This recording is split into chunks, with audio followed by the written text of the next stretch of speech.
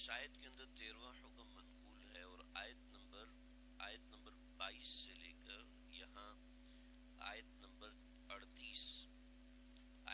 38 تک، یہاں تک جو آیات ہیں، ان آیات کے بارے میں حضرت عبداللہ بن عباس رضی اللہ تعالیٰ عنہ نے ارشاد فرمایا کہ نبی کریم صلی اللہ علیہ وسلم نے ارشاد فرمایا کہ پوری تورات کا خلاصہ یہ چند 15-18 آیات ہیں۔ وَلَا تَمْشِ فِي الْأَرْضِ مَرَحًا، کہ زمین پر اکڑ کے مت چلو، اِنَّكَ لَن تَخْرِقِ الْأَرْض، بے شک تو زمین کو پھاڑ نہیں سکتا، وَلَن تَبْلُغَ الْجِبَالَ طُولًا، اور اونچائی میں تو پہاڑ تک نہیں پہنچ سکتا۔ كُلُّ ذَلِكَ كَانَ سَيِّئُهُ، اگلی آیت میں فرماتے ہیں یہ ساری باتیں جو برائیاں ہیں، عند ربک مکروہا، یہ تیرے پروردگار کے نزدیک بہت بری چیزیں ہیں۔ یہ 13واں حکم ہے، اور اگلی آیت میں ان سارے احکامات کا خلاصہ بیان کیا۔ 13واں حکم ہے تکبر نہ کرو، ولا تمش فی الارض مرحا، یہ تکبر کی ایک علامت ذکر کی ہے، اور بعض مرتبہ جز بول کے کل مراد لیا جاتا ہے۔ جس وقت الصاق موجود ہو، الصاق میں آپ حضرات کے لیے نہیں کہہ رہا، جو علماء کرام وغیرہ سنتے ہیں یا جس کا علمی تعلق ہوتا ہے اس کے لیے، کہ جب کسی جزء میں الصاق ہے تو جب ایک جز بولا جاتا ہے تو اس سے کل مراد لیا جاتا ہے۔ تو یہاں پر جز بول کے اللہ نے کل مراد لیا ہے۔ مطلب یہ ہے کہ تکبر نہ کرو۔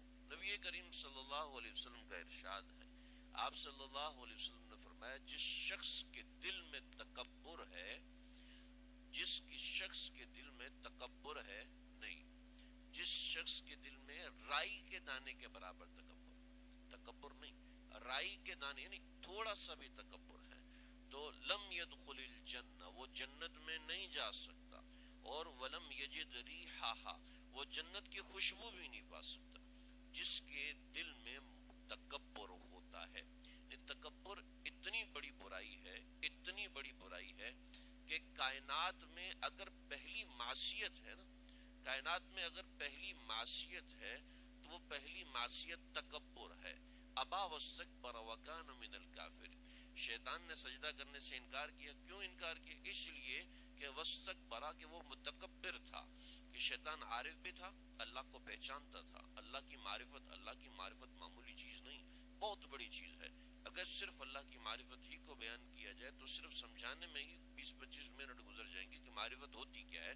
خیر ساری تو ہمیں بھی نہیں آتی، لیکن جو آتی ہے میں اس کا عرض کر رہا ہوں۔ تو معرفت بہت بڑی چیز ہے۔ شیطان کو یہ معرفت کلی طور پہ حاصل تھی، یعنی مکمل معرفت حاصل تھی۔ پھر شیطان کو اللہ کے بارے میں علم کتنا تھا کہ وہ تمام انبیاء، آنے والے انبیاء اور جتنے انبیاء جنات میں آئے تھے، ان تمام انبیاء کی کلیات جزیات سب آتی تھیں۔ ہمیں تو صرف اپنے نبی کی کلیات جزیات نہیں آتی۔ شیطان کو اتنی چیزیں ازبر تھیں، یعنی اتنا بڑا عالم تھا شیطان، اور وہ اپنے علم کی وجہ سے مستقبل کے بارے میں بھی سمجھ لیتا تھا۔ حتیٰ کہ اس نے یہ بھی کہہ دیا تھا کہ آسمانوں میں اللہ رب العزت کوئی مخلوق پیدا فرمائیں گے، اور جو مخلوق ایسی ہوگی کہ جس کے بارے میں اللہ کہیں گے یہ نئی مخلوق ہے، لیکن تم سارے پرانے اس کو سجدہ کرو، اور ایک ہم میں سے ہوگا جو سجدہ نہیں کرے گا، میں تو نہیں ہوں گا، لیکن ایک، یعنی اللہ رب العزت کے نظام تکوین کو بھی وہ سمجھتا تھا، اتنا سمجھدار تھا۔ لیکن عابد بھی تھا، عابد اتنا بڑا تھا کہ اس نے اتنی عبادت کی۔ فرشتے، یعنی ایک فرشتہ ایسا ہے، میں مثال کے طور پہ ایک فرشتہ بتا رہا ہوں، ورنہ ایک جماعت ہے، یعنی ایک فرشتہ ایسا ہے جو جب سے کائنات بنی اللہ نے اس سے کہا تو نے سجدہ کرنا ہے، اس وقت سے سجدے میں ہے، یعنی اتنا طویل سجدہ، ہمارا سجدہ تو 4-5 سیکنڈ کا ہوتا ہے، تو اتنا طویل سجدہ ہے۔ تو شیطان نے کیسے عبادت کی ہوگی؟ تو شیطان نے ایسی عبادت کی کہ ان سب فرشتوں سے آگے نکل کے فرشتوں کا سردار بن گیا۔ عزازیل اس کا نام تھا آسمانوں پہ، تو پھر وہ ابلیس بن گیا۔ تو یہ اتنا بڑا عارف بھی تھا، عاشق بھی تھا، عابد بھی تھا، لیکن وہ متکبر تھا۔ اور یہ تکبر ایک ایسی چیز ہے جو تمام اعمال کو کھا جاتا ہے۔ تکبر ہے کیا؟ تکبر یہ ہے کہ اپنے آپ کو بڑا سمجھنا۔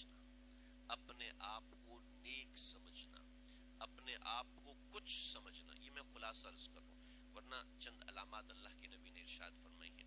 اس میں سے دو کہ بطر الحق، کہ سچ بات کو، حق بات کو نہ ماننا، اور وغمت الناس، اور کسی انسان کو حقیر سمجھنا.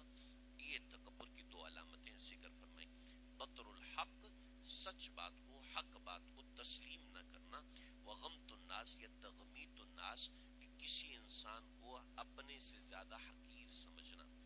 اپنے سے زیادہ کیسے حقیر نہ سمجھو؟ جی میں نے نماز پڑھی، اس نے نماز نہیں پڑھی، کیسے حقیر نہ سمجھو؟ میں مسلمان ہوں اور وہ کافر ہے، تو میں اس کو کیسے حقیر نہ سمجھوں؟ تو اس کا علماء کرام نے جواب دیا ہے کہ اپنے کسی نیک عمل کو دیکھ کر ہم اپنے بارے میں اس وقتی طور پر اکمل ہونے کا دعویٰ تو کر سکتے ہیں، لیکن افضل ہونے کا دعویٰ نہیں کر سکتے. کہ میں نے اچھا کام کیا ہے یہ میں جانتا ہوں، لیکن یہ نہیں کہہ سکتے کہ میں اس سے بہتر ہوں.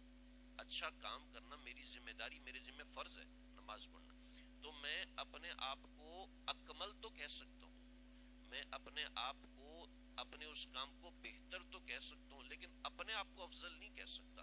اگر اپنے آپ کو افضل کہہ دیا تو یہ تکبر ہو جائے گا.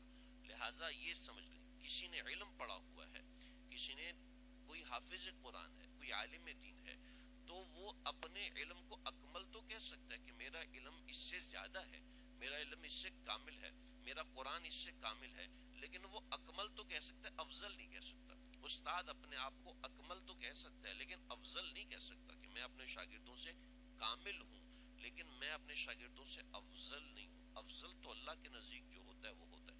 نبی کریم صلی اللہ علیہ وسلم نے فرمایا تم میں سے کوئی بھی جنت میں نہیں جائے گا جب تک اس پہ اللہ کا فضل اور کرم نہ ہو. کہ یا رسول اللہ قربان جائیں صحابہ نے کیا رسول اللہ کیا آپ بھی؟ فرمایا کہ ہاں میں بھی اللہ کے کرم سے جنت میں جائیں، ہم اپنے عمل سے جنت میں نہیں جا سکتے. تو اللہ رب العزت کو تکبر اتنا ناپسند ہے کہ سیدنا ابو ہریرہ رضی اللہ تعالیٰ عنہ سے روایت ہے، حدیث قدسی ہے، حدیث قدسی هو الکلام الذی یبینہ النبی بلفظہ وینسب الی ربہ. حدیث قدسی اس کو کہتے ہیں کہ وہ کلام جس کو نبی نے بیان کیا ہے، لیکن وہ بات اللہ کی ہے. یعنی اللہ نے فرمایا کہ محمد ان لوگوں سے یہ بات کہو، تو آپ صلی اللہ علیہ وسلم نے وہ بات فرمائی، لیکن الفاظ آپ کے اپنے تھے، الفاظ اللہ کے ہیں، اور اللہ کے نبی نے ہی ارشاد فرمائے ہیں تو وہ قرآن ہے. لیکن الفاظ نبی کے ہیں اور ارشاد اللہ نے فرمایا ہے تو وہ حدیث قدسی ہے. آپ صلی اللہ علیہ وسلم نے فرمایا کہ اللہ نے فرمایا کہ الکبریاء ردائی والعظمت ازاری، کہ کبریا میری چادر ہے، یعنی تکبر میری چادر ہے، اور جو عظمت ہے وہ میری ردا ہے، یعنی جو نیچے باندھتے ہیں. مطلب یہ اللہ کے اوپر چادر کہاں سے آئے گی، اللہ کا اظہار کہاں سے آئے گا؟ مطلب یہ ہے کہ یہ دونوں اللہ کی صفات ہیں. اگر کوئی اس کا دعویٰ کرے گا کہ میری عظمت ہونی چاہیے، میری میری میری میری کوئی ویلیو ہونی چاہیے، عام دنیاوی مقام کے حساب سے ہونی چاہیے، کہ میں ٹیچر ہوں تو مجھے اونچا مقام دینا چاہیے، لیکن اپنے دل کے اندر اس چیز کا دعویٰ کرنا کہ میرا کوئی مقام ہونا چاہیے، میرا کوئی مرتبہ ہونا چاہیے، یہ تکبر کی علامات میں سے ہے جو کہ قابل اصلاح ہے. مسئلہ یہ ہے کہ ہمیں یہ چیز سمجھ میں عام طور پہ نہیں آتی. وجہ یہ ہے کہ ہم لوگ صاحب اعمال نہیں ہوتے. ہم میں سے جو لوگ صاحب اعمال ہیں، صاحب اعمال ہونے کا مطلب یہ ہے پنج وقتہ نمازیں پڑھے، اس کے علاوہ قرآن کی ایک خاص مقدار تلاوت کرے کسی بزرگ سے پوچھ کے، اور ذکر کی ایک خاص مقدار مکمل کرے کسی بزرگ سے پوچھ کے. اس میں ہوتا یہ ہے کہ ذکر کی ایک تعداد ہے، شیخ اور بزرگ اس کے اندر ایک کیفیت بتاتے ہیں کہ اس حیت میں آپ نے ذکر کرنا ہے. اس کیفیت میں کبھی نیند آتی ہے، کبھی حیبت کا غلبہ ہوتا ہے، کبھی غیبت کا غلبہ ہوتا ہے، کبھی حضوری کا غلبہ ہوتا ہے، کبھی انس کا غلبہ ہوتا ہے، کبھی یاس کا غلبہ ہوتا ہے، کبھی قبض ہوتا ہے، کبھی وسط ہوتا ہے. یہ سب کچھ اصطلاحات ہیں جو علماء کرام نے مختلف کیفیات کو دیکھ کے رکھی ہوئی ہیں. کبھی انس کا غلبہ ہوتا ہے، کبھی مقام کا غلبہ ہوتا ہے، کبھی خشیت کا غلبہ ہوتا ہے، کبھی حیبت کا غلبہ ہوتا ہے، کبھی انسان سفر میں ہوتا ہے. سفر یہ ہمارا سفر نہیں، ایک اور سفر جو کہ سیر اللہ اور سیر من اللہ اور سیر فی اللہ، یعنی اس طرح کے اسفار ہوتے ہیں. پھر فنا ہوتا ہے، پھر بقا ہوتا ہے، یعنی اس درجے کی کیفیات ہوتی ہیں. جب انسان کے مزاج میں تکبر آتا ہے تو یہ کیفیت رک جاتی ہے. یعنی بالکل ایسے جیسے آپ چائے کو چھلنی میں ڈالتے ہیں تو چائے کچھ وقت کے بعد کم ہونا شروع ہو جاتی ہے. کیوں کم ہونا؟ کہ اس کے درمیان میں پتی آ جاتی ہے جو کہ چھلنی جو ہے وہ پتی کو روک لیتی ہے. یہ چیز گناہ ہے. یعنی گناہ ہماری کیفیات کو روک لیتے ہیں. ذکر کر رہے ہیں، نماز پڑھ رہے ہیں اور تلاوت کر رہے ہیں، لیکن جو گناہ ہے وہ ہماری چائے کو اوپر کھڑا کر دیا، اور اگر کچھ عرصہ رہے تو چائے خراب ہو جائے گی، چائے بے ذائقہ ہو جائے گی، یا چائے میں خوشبو ختم ہو جائے گی، یا چائے ٹھنڈی ہو جائے گی، یعنی بیکار ہو جائے گی. ایسے ہی ہمارے اعمال، جب گناہ درمیان میں آ جاتے ہیں اور گناہ درمیان میں آتا ہے تو وہ ہمارے اعمال کو بیکار کرنا شروع کرتا ہے. اور بیکار ایسے ہوتے ہیں کہ اس کا ثواب تو ملتا ہے لیکن اس کا نور زائل ہو جاتا ہے. جیسے نبی صلی اللہ علیہ وسلم نے ایک مقام پہ فرمایا، جو حرام کا لقمہ کھاتا ہے اس کی 40 دن عبادت قبول نہیں. جب حرام کا لقمہ کھانے کے بعد 40 دن عبادت کیسے قبول ہے؟ نماز تو پڑھ رہے ہیں، تو نماز ہو رہی ہے، اب نماز کو دہرانا پڑے گا؟ نہیں، دہرانا نہیں پڑے گا. نماز تو ہو جائے گی لیکن اس کا جو نور ملتا ہے وہ نہیں مل رہا ہوتا اس کو. یعنی حرام کھانے کی وجہ سے وہ پتی نے اس کو روکا ہوتا ہے، وہ نیچے نہیں جا رہا ہوتا، یعنی اپنا کام نہیں کر رہے ہوتے وہ عمل. ایسے ہی تکبر کی وجہ سے جو نقصان ہوتا ہے وہ سب سے زیادہ نقصان ہوتا ہے، سب سے زیادہ نقصان ہوتا ہے. تو آپ صلی اللہ علیہ وسلم نے فرمایا کہ الکبریا، اللہ کے نبی نے فرمایا کہ اللہ نے فرمایا کہ تکبر میری چادر ہے اور عظمت میری ردا ہے. اب جب ہمارے ذہن میں یہ چیز آتی ہے کہ یہ میرے ساتھ ہونا چاہیے تو وہ چیز قابل اصلاح ہوتی ہے، کسی بزرگ سے پوچھنا چاہیے. ایسے ہی نبی کریم صلی اللہ علیہ وسلم نے اور بھی بہت سی احادیث ہیں. ایک مقام پر حضرت ابن عمار رضی اللہ تعالیٰ عنہ فرماتے ہیں، نبی صلی اللہ علیہ وسلم نے فرمایا کہ اللہ کی طرف سے مجھے حکم ملا ہے کہ تواضع اختیار کرو، تواضع اختیار کرو. تواضع اختیار کرنے کے ساتھ ہرگز کسی شخص کے ساتھ تحقیر آمیز رویہ اختیار نہ کرو کہ جس میں تمہاری برتری ثابت ہو اور اس کی کمتری ثابت ہو، اور کسی شخص پہ ظلم نہ کرو. او کما قال علیہ الصلوۃ والسلام. اسی طریقے سے اور بھی بہت سی روایات ہیں تکبر کے بارے میں، لیکن تکبر کے لیے اتنا کہنا کافی ہے کہ کائنات کا سب سے پہلا گناہ تکبر ہے جو انسان کو تباہ و برباد کر دیتا ہے. اب یہ تکبر ہے جس کی وجہ سے مزاج میں غصہ پیدا ہوتا ہے، تکبر ہے اس کی وجہ سے مزاج میں غیبت پیدا ہوتی ہے، تکبر ہے اس کی وجہ سے مزاج میں حسد پیدا ہوتا ہے، تکبر ہے اس کی وجہ سے مزاج میں بدگمانی پیدا ہوتی ہے. تکبر سارے گناہوں کی جڑ بن جاتا ہے. یعنی سارے چند دو گناہ کی قسمیں ہوتی ہیں، ایک باہی ایک جاہی. جاہی گناہوں کی جڑ تکبر ہوتا ہے، انشاءاللہ کبھی میں عرض کروں گا. تو اللہ کو تکبر شدید ناپسند ہے، شدید ترین ناپسند ہے. یہاں فرمایا کہ جو تکبر میں آنے کی کوشش کرے گا میں اس کو برباد کر دوں گا. تو اللہ رب العزت متکبر کو برباد کر دیتے ہیں. تکبر ختم کرنے کا نسخہ یہ ہے کہ انسان کسی بزرگ کے پاس بیٹھے، ان کی صحبت میں جائے، جو واقعتاً اللہ چنگیڑی شاہ پنگیڑی شاہ جو قبروں والی سرکاریں ہوتی ہیں، کوتیاں والی سرکار ہے، اور اس طرح ان کے پاس جانے سے تکبر تھوڑی ختم ہوتا ہے. یہ تو عجیب اور چیزیں ہیں. کسی بزرگ کے پاس جائے، ان کے پاس بیٹھے. حضرت تھانوی رحمۃ اللہ علیہ کے پاس ایک عالم دین آئے، اور عالم دین نے آ کے کہا حضرت عجیب سا معاملہ ہو رہا ہے. کیا ہوا؟ حضرت نہ نماز میں ذائقہ محسوس ہو رہا ہے، نہ ذکر میں. ذاقہ طعم الایمان، ایمان میں ایک ذائقہ ہوتا ہے، نماز میں ایک حلاوت ہوتی ہے، وہ محسوس ہوتی ہے. تو حضرت کچھ بھی نہیں ہوا. فرمایا لگتا ہے کہ کوئی ایسی تقریر کر لی ہے جس سے مزاج میں اکڑ آ گئی. کہ حضرت کیا کروں، پریشان. فرمایا کہ اخروٹ کا ایک ٹوکرا لو اور ایسی گلی میں جاؤ جہاں بچے کھیل رہے ہو، اور وہاں جا کے ان کو اخروٹ دے کے آؤ، اور یہ طریقہ کرنا. فرمایا کہ لے کر گئے ٹوکرا، اور کہا کہ کون ہے بچہ جو ایک ٹوکرا ایک 5 اخروٹ لے کے مجھے ایک تھپڑ مارے. شیخ نے کہا تھا وہاں پہ گئے، کچھ اکڑ آ گئی تھی، کچھ بڑا پن آ چکا تھا شاید. وہاں گئے کچھ دیر میں، فرمایا کہ کچھ دیر میں ٹوکرا اخروٹ سے کھا لی، کھوپڑا تکبر سے کھا لی. ایک عالم دین آئے حضرت تھانوی کے پاس. حضرت تھانوی نے فرمایا میاں آپ کے چلنے سے محسوس ہو رہا ہے، یہ بزرگ تھے سمجھ لیتے تھے، آپ کے چلنے سے، آپ کی بات کرنے کے انداز سے محسوس ہو رہا ہے کہ آپ کے مزاج میں تکبر ہے. اب ہر تھوڑی دیر بعد اپنی تعریف کر رہے ہوتے ہیں، اب ہر تھوڑی دیر بعد اپنی بتا میں تو یہ کیا، میں تو فلانے کو ہرا دیا، میں تو میں تو اتنا پڑا ہوا ہوں. میں اب ہر تھوڑی دیر بعد لگتا ہے آپ کے مزاج میں تکبر. کہا نہیں حضرت، تکبر کی 2 علامتیں، بطر الحق، حق بات کو قبول نہ کرنا، میں تو کرتا ہوں، وغمت الناس، اور کسی انسان کو حقیر سمجھنا، میں تو کسی کو نہیں سمجھتا.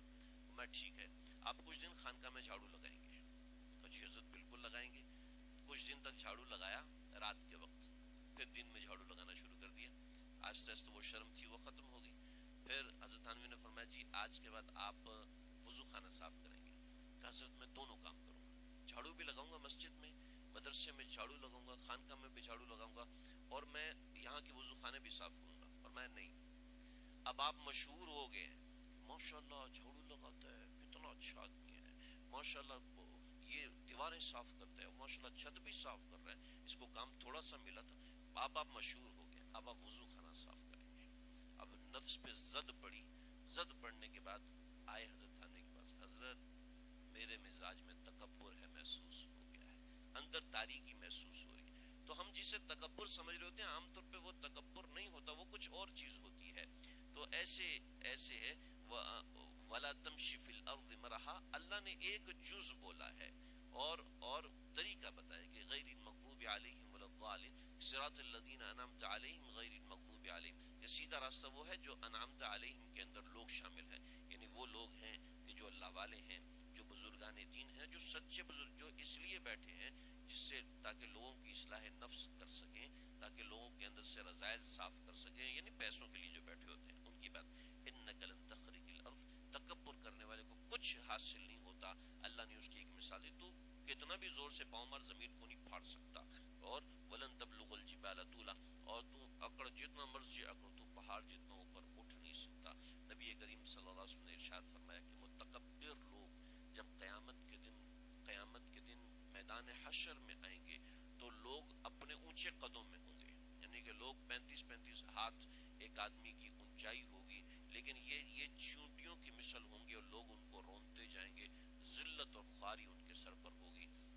فرمایا حتی لغو اہون من الکلب والخنزیر، کہ وہ لوگوں کے نزدیک کتے اور خنزیر سے بھی زیادہ بدتر ہوں گے، یعنی کہ جیسے لوگ کتے سے نفرت کرتے ہیں، جیسے لوگ خنزیر سے نفرت کرتے ہیں، ایسے ہی لوگ متکبر لوگوں سے دنیا کے اندر ہی نفرت کرنے لگیں گے اور آخرت میں بھی۔ اور آپ دیکھتے ہیں کہ جو متکبر ہوتا ہے لوگ اس سے محبت نہیں کرتے، بس اس سے شر سے بچنے کے لیے کہتے ہیں جی حضرت آپ تو ماشاءاللہ آپ تو بہت بڑے آدمی ہیں، لیکن اس کے دل سے عزت احترام نہیں ہوتا۔ اس لیے اس بیماری سے اپنے آپ کو بچانا چاہیے۔ کسی کے پاس ایسا ہے کہ کوئی اللہ والا میسر نہیں ہے، کوئی جانے کی فرصت نہیں ہے، تو حضرت تھانوی رحمۃ اللہ علیہ نے فرمایا کہ بہت آسان نسخہ ہے، ہمارے دین میں مایوسی نہیں، بس صبح و شام یہ بات دل میں کہہ دیا کرو، اے اللہ میں تمام جانوروں سے کمتر ہوں، تمام انسانوں سے کمتر ہوں فی الحال، یہ تمام انسانوں سے کمتر ہوں فی الحال، چاہے کوئی کافر ہے، چاہے کوئی کم پڑھا لکھا ہے، چاہے کوئی جاہل ہے، چاہے کوئی بے نمازی ہے۔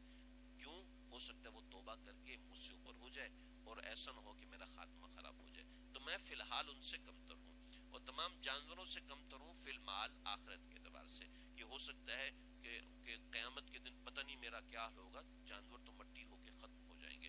اور میں یہ ایک جملہ کہہ دیا کرو، میں کمتر ہوں تمام انسانوں سے، جس کے بارے میں برائی دل میں آتی ہے اس کا نام سوچ لے، اس کے بارے میں سوچ لے، اس کی برائی دل میں آ رہی ہے سوچ لے کہ میں تمام انسانوں سے کمتر ہوں اس وقت، اور آخرت کے اعتبار سے میں تمام جانوروں سے بھی کمتر ہوں۔ یہ جملہ کہہ دینے سے آہستہ آہستہ تکبر